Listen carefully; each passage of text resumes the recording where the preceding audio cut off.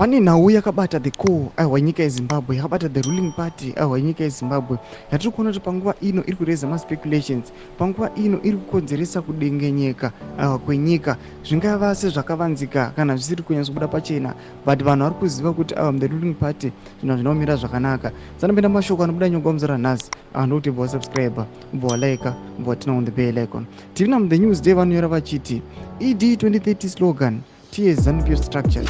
Tipinda munao panapa hazvina kumira mushe. Tinoona vanonyora vachiti a push by Zanu-PF's wings for President Emmerson Mnangagwa to extend his tenure beyond the constitutionally mandated 2-term has left the party provincial chairperson in a quandary as they are unsure if the plan will succeed. Ina wiki yatotizoutsviriridza manje ndakokuti akuona kuti vakomana maprovincial chairperson panamba vachanyatsa kunzwisisa kuti is this plan going to succeed. Everyone knows kuti these guys kana kuti mutungamiri wenyika anoda kuramba ari on to power, anoda kuextenda beyond the constitutionally mandated term.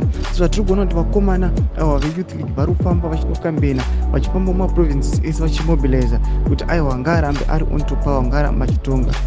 But takuona kuti gakava rakusimuka kumusoro uko ndokuti mastructures ava kuchizoita mafactions, mastructures ava kutanga kusplita, ava kutanga kusawirirana pamusoro pemuvhu ravari kuita iri. Vamwe vachiti we must respect the constitution, ndokuti ndo mutemo watiri abided nawo sevanhu vanoisa mutemo munyika. Vamwe vachiti mutungamiri wenyika ngamboneglecta constitution ndiye akainyora, inogona kungochinjiwa. Mutidze mafungiro enyu muri kudii pamusoro pechitiko ichi. Pinai comment section medu, subscribe, like, and turn on the bell icon.